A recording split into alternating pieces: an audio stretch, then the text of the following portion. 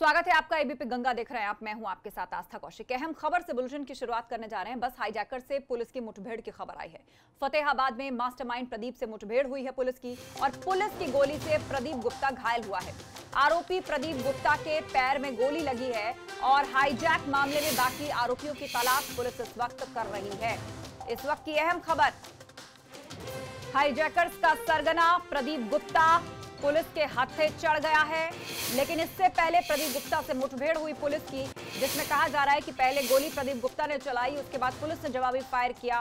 खबर यह है कि प्रदीप गुप्ता के पैर में गोली लगी है, वो अस्पताल में भर्ती है, लेकिन कुल मिलाकर पुलिस के हत्थे चढ़ चुका है। और ये वो जगह बताई जा रही है जहां पर पुलिस के साथ मुठभेड़ हुई प्रदीप गुप्ता की, और यहीं से पुलिस ने उसको पकड़ा है। उसके पैर में गोली लगी है। घटनास्थल, वहां पर एक पिस्टल भी दिखाई दे रही है। प्रदीप के साथ मुठभेड़ में घायल हुआ है प्रदीप गुप्ता और अस्पताल में फिलहाल भर्ती है। उसके पैर में गोली लगी है। प्रदीप गुप्ता ने कल बस को हाईजैक किया था। बाकायदा पूरी प्लानिंग के साथ 2 एक्सयूवी गाड़ियां बस को फॉलो कर रही थी, और ठीक समय देखकर ओवरटेक करके उन गाड़ियों को बस के आगे लगाया गया, और फिर प्रदीप गुप्ता और उसके साथी बस में चढ़ते हैं। ड्राइवर कंडक्टर को थोड़ी दूर पर उतार देते हैं और बस को कर लेते हैं हाईजैक। 3 जगह बस बदली जाती है। इसी बीच सवारियों को भी उतार दिया जाता है। एक जगह पर उन्हें दूसरी बस में शिफ्ट कर दिया जाता है आगे जाने के लिए, लेकिन ये बचता रहा, भागता रहा, और आखिरकार प्रदीप गुप्ता से पुलिस की मुठभेड़ हुई। पुलिस लगातार इसका पीछा कर रही थी, इसको ट्रेस किए हुए थी, और जिसमें कहा जा रहा है कि इसने पहले पुलिस पर फायरिंग की और जवाबी फायरिंग में गोली इसके पैर में लगी है, जिसके कारण ये घायल हो गया, और फिलहाल इसको अस्पताल में भर्ती कराया गया है। लेकिन बाकी साथियों की तलाश जो है वो पुलिस अभी कर रही है। तो ये है प्रदीप गुप्ता। सीसीटीवी में कैद हुई थी ये तस्वीर, वो एक्सयूवी गाड़ी जिससे पीछा करके बस को हाईजैक करने के लिए बस में दाखिल हुआ था अपने साथियों के साथ। टोल पर नजर आ रहा है सीसीटीवी कैमरे में प्रदीप गुप्ता। फिलहाल मुठभेड़ में घायल है, अस्पताल में भर्ती है, लेकिन इसके बाकी साथियों की तलाश की जा रही है।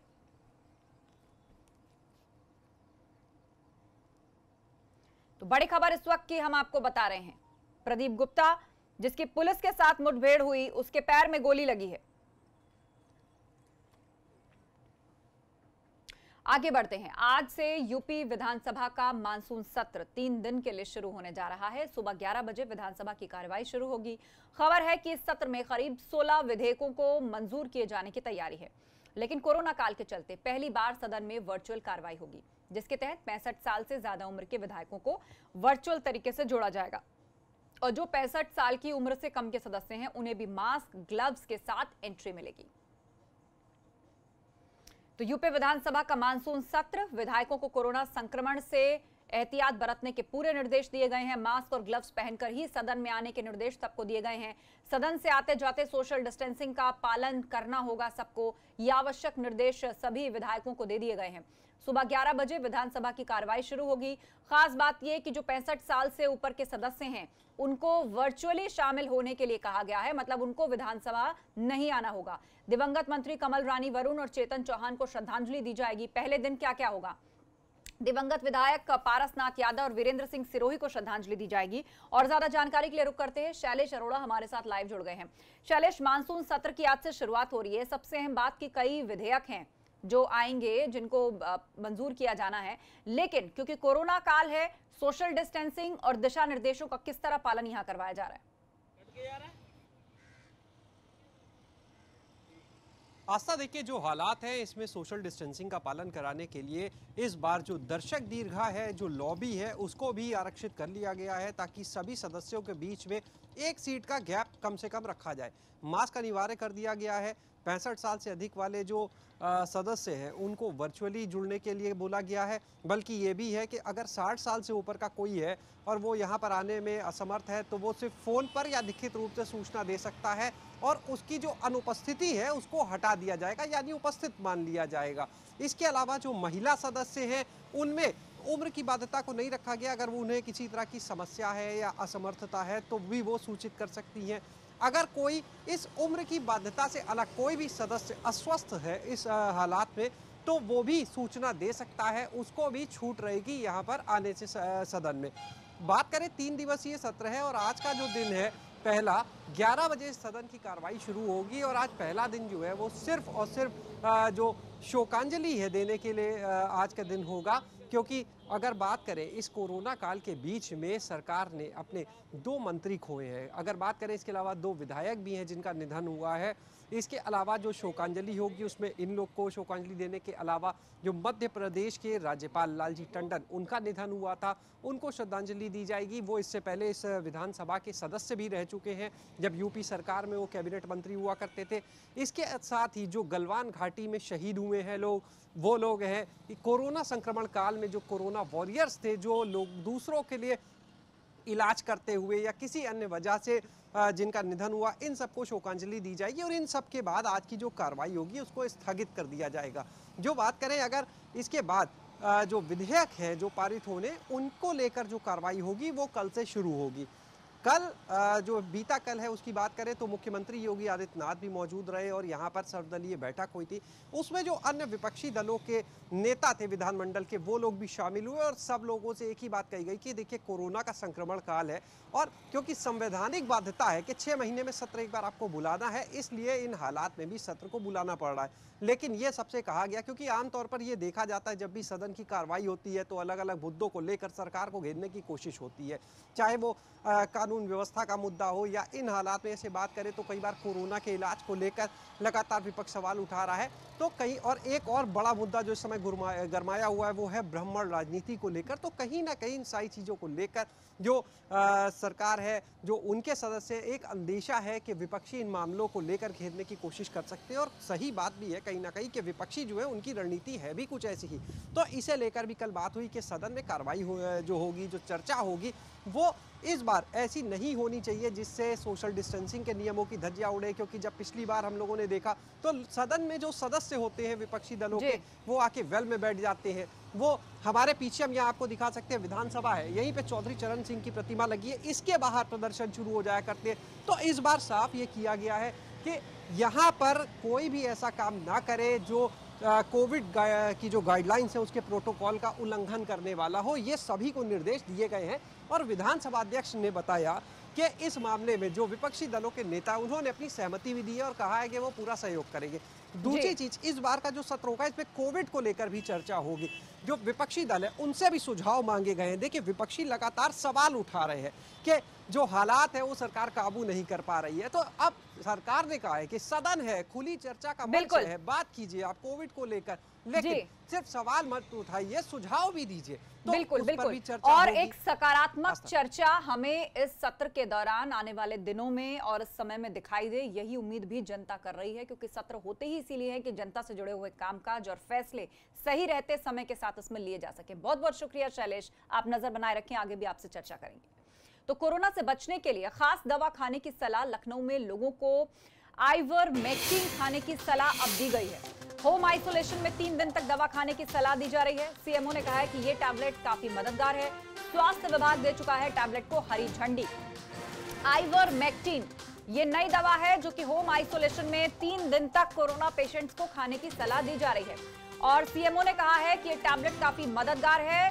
स्वास्थ्य विभाग भी इसको हरी झंडी दे चुका है और अब इस टैबलेट को लोगों को रिकमेंड किया जा रहा है। जो लोग होम आइसोलेशन के अंदर हैं, जिनको अस्पताल जाने की जरूरत नहीं पड़ रही है, 3 दिन के लिए कोरोना से बचने के लिए यह खास दवा खाने की सलाह दी जा रही है। शैलेश ही हमारे साथ जुड़े हुए हैं, इन्हीं से रिएक्शन लेते हैं। शैलेश, क्या माना जाए, पहले हाइड्रोक्सीक्लोरोक्विन और अब ये नई दवा?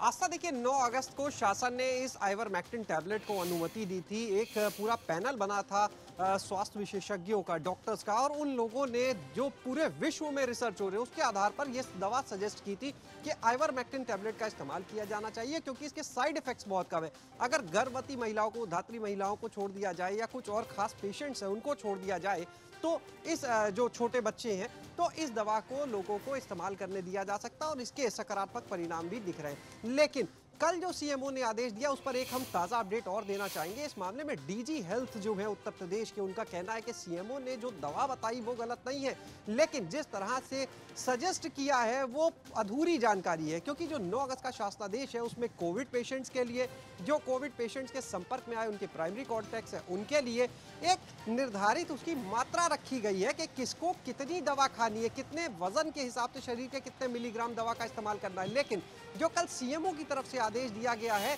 उसमें जो सुझाव दिया गया, बल्कि कहेंगे उसमें सीधे लिख दिया गया कि आप 12 mg की दवा 3 दिन तक खाएंगे कोविड पेशेंट है तो। अगर आप कोविड पेशेंट के प्राइमरी या सेकेंडरी कॉन्टैक्ट है तो पहले और 7वें दिन आप दवा की जो है एक एक गोली खाएंगे। लेकिन उसमें इस चीज का कहीं जिक्र नहीं किया गया कि किसकी बॉडी का कितना वेट होने पर उसको कितनी मात्रा लेनी है इस दवा की। यानी कहीं ना कहीं वो आदेश जो है वो एक भ्रमित करने वाला आदेश है। और सिर्फ सीएमओ ही नहीं, कल डीएम जो है लखनऊ के वो भी गए थे और जो रेजिडेंट वेलफेयर एसोसिएशन है उनके साथ उन्होंने एक बैठक की थी। उसमें भी उन्होंने ये बोला है कि सभी लोग आइवरमेक्टिन टैबलेट का इस्तेमाल करें। तो निश्चित रूप से दवा जो है उसको लेकर सजेस्ट किया जा रहा है, लेकिन ये कहीं ना कहीं स्वास्थ्य विभाग के अधिकारियों को देखना होगा कि अगर वो कोई दवा सजेस्ट कर रहे हैं पब्लिक को तो कम से कम उसकी पूरी जानकारी दे, अधूरी जानकारी ना दे, क्योंकि गलत इलाज मुसीबत भी बन सकता है। तो ये एक बड़ी चीज है। बहरहाल जो आइवरमेक्टिन टैबलेट है उसकी अगर बात करें तो स्वास्थ्य विभाग से पहले ही उसे मंजूरी मिल चुकी थी, जिसके बाद सभी लोगों को इसे खाने की सलाह दी जा रही है। लेकिन हम फिर अपने दर्शकों से कहेंगे कि अधूरी जानकारी से भ्रमित ना हो। कहते हैं कि जानकारी पूरी होनी चाहिए, अधूरी जानकारी जो है वो खतरनाक भी हो सकती है और इसीलिए लोगों को यही सलाह दी जाती है कि बिना डॉक्टरी एडवाइस के आप खुद से कुछ ना लें। एक बार डॉक्टर से जरूर पूछें, क्योंकि हर शरीर के हिसाब से क्वांटिटी, डोज, सिम्टम्स सब कुछ अलग अलग होता है, ये सब वेरी करता है। बहुत बहुत शुक्रिया शैलेश अपडेट के लिए। वहीं आगरा से एक अहम खबर, महिला डॉक्टर हत्याकांड पर यह बड़ी खबर है। मंगलवार शाम से लापता थी योगिता गौतम, जिसकी लाश मिली है। एक आरोपी को पुलिस ने हिरासत में लिया है। आरोपी डॉक्टर ने भी एसएनएमसी में ही पढ़ाई की थी। डॉक्टर योगिता की निर्मम तरीके से हत्या कर दी गई। डॉक्टर योगिता के सर और गर्दन पर चोट के निशान मिले हैं। तो सर को कुचलकर निर्मम तरीके से डॉक्टर योगिता की हत्या कर दी गई। और इस खबर में अब अपडेट ये आया है कि पुलिस ने एक शख्स को हिरासत में लिया है और हिरासत में लिया गया शख्स भी डॉक्टर की ही पढ़ाई कर रहा है। नितिन उपाध्याय हमारे साथ जुड़ गए हैं अपडेट के लिए। नितिन, जिस शख्स को हिरासत में लिया गया है वो भी मेडिकल का ही स्टूडेंट बताया जा रहा है, और क्या जानकारी जुटा पाई अब तक पुलिस?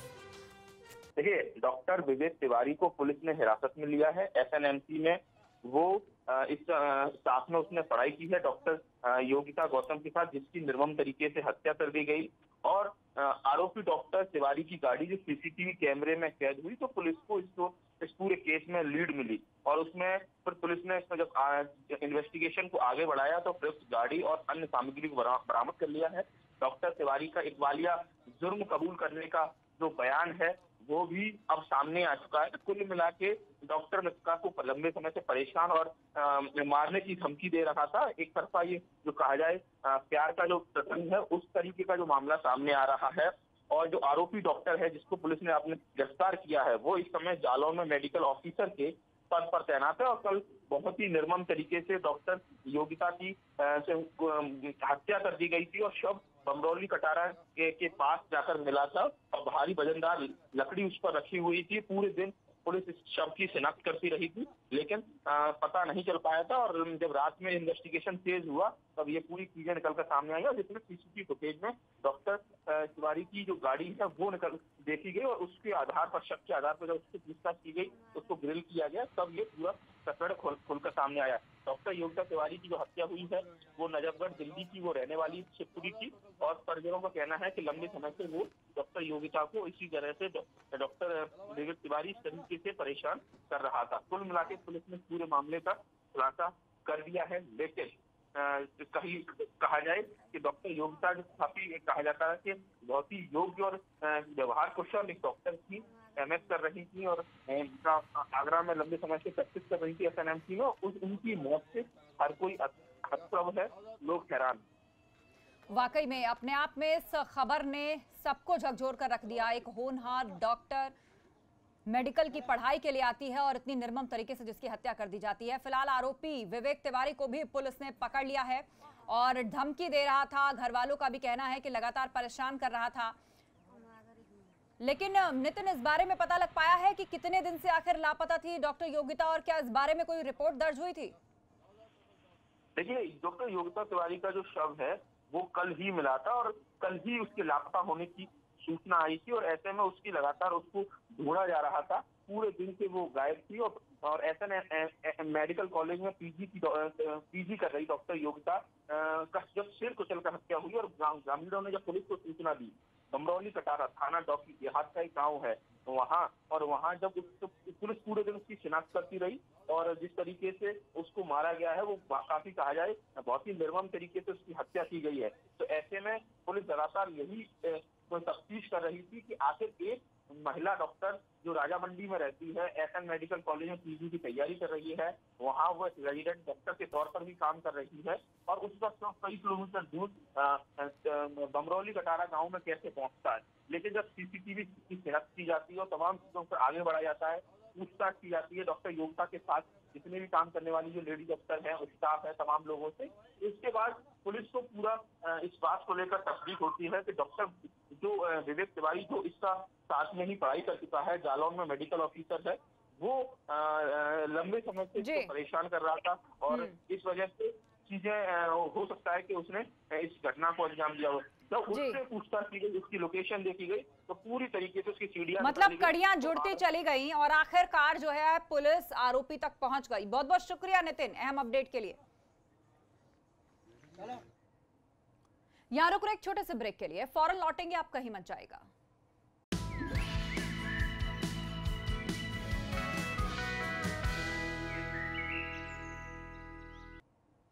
स्वागत है आपका ब्रेक के बाद। उत्तराखंड में सियासी हलचल पर बड़ी खबर सामने आ रही है। हरिद्वार के 6 भाजपा विधायकों ने बैठक की है।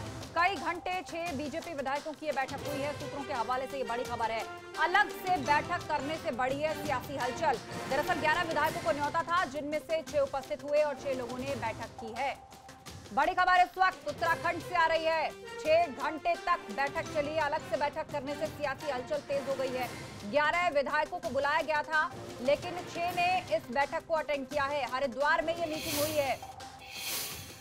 11 विधायकों को न्योता, लेकिन 6 विधायक पहुंचे और कई घंटों तक मंथन किया।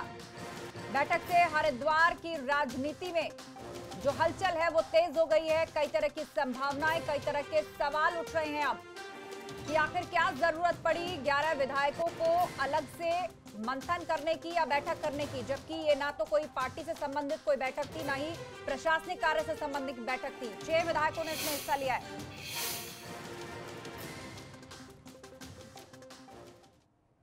आगे बढ़ते हैं। अलीगढ़ में मुस्लिम समाज की 2 महिलाओं को जान से मारने की धमकी देने और इस्लाम से खारिज करने का मामला सामने आया है। दोनों महिलाओं ने राम मंदिर भूमि पूजन के मौके पर अपने घर में भगवान की आरती करने के अलावा मंदिर ट्रस्ट को 5100 रुपए दान किए थे। लेकिन इसी बात से दोनों महिलाएं कट्टरपंथियों के निशाने पर आ गई हैं। मुस्लिम महिलाओं को कट्टरपंथियों की चेतावनी। श्री राम की पूजा करने पर हत्या की धमकी। भगवान को राखी बेचने पर जलाने की धमकी। मंदिर के लिए दान देने पर इस्लाम से खारिज। अलीगढ़ की इन 2 महिलाओं को अंदाजा भी नहीं था कि भगवान राम की पूजा करना इन दोनों की जान पर आफत बन जाएगा। इन दोनों महिलाओं का नाम रूबी आसिफ खान और नरगिस है, जिन्होंने 5 अगस्त को अयोध्या में राम मंदिर भूमि पूजन के दौरान घर में भगवान राम की पूजा की थी और 30 जुलाई को प्रभु राम को राखी भेजी थी। लेकिन मुस्लिम महिलाओं का भगवान राम की पूजा करना और रक्षाबंधन मनाना कट्टरपंथियों को इस कदर नागवार गुजरा कि उन्होंने अब रूबी और नरगिस को न सिर्फ इस्लाम से खारिज करने बल्कि जान से मारने की धमकी दे डाली है।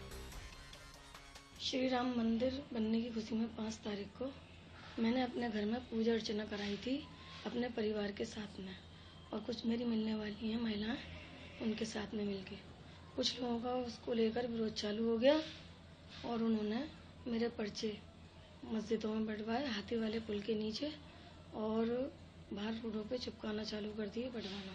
वो पर्चे थे मेरे पूजा करते हुए फोटो निकलवा कर उन्होंने, जो मैं पूजा कर रही हूँ उसको, कि इसको जो है इस्लाम से खारिज कर दिया जाए और ये पूजा पत्र करती है अपने घर के अंदर और इसको जिंदा जला दो, उसके परिवार समेत घर में आग लगा दो। आपको बता दें कि रूबी आसिफ खान भाजपा की महिला मोर्चा से जुड़ी हुई हैं, जबकि नरगिस महबूब अली पार्टी की कार्यकर्ता हैं। लेकिन मुसलमान होते हुए इन दोनों महिलाओं को भगवान राम की पूजा करना कट्टरपंथियों को रास नहीं आया। जिसके बाद दोनों को इस्लाम से खारिज करने के साथ ही जलाने और जान से मारने की धमकी दे जाने लगी। और इसे लेकर कट्टरपंथियों ने रूबी और नरगिस के घर के आसपास धमकी भरे पर्चे भी चिपका दिए। मेरे साथ मैंने जो भगवान श्री राम मंदिर की नींव रखी गई थी 5 तारीख में, उस टाइम मैंने अपने घर में पूजा अर्चना की थी अपने परिवार के लोगों के साथ, और जो महिला मेरे साथ चलती हैं उन्हें भी बुलाया था मैंने। सबने मिलकर इस खुशी में पूजा अर्चना की। तो उस पूजा अर्चना को लेकर लोगों ने चर्चा शुरू कर दिया, कुछ लोगों ने, कि ये पूजा करती है, कभी भगवान श्री राम को वहाँ राखियाँ भेजती है मंदिर, कभी ये बीसी को चूड़ियाँ भेजती है।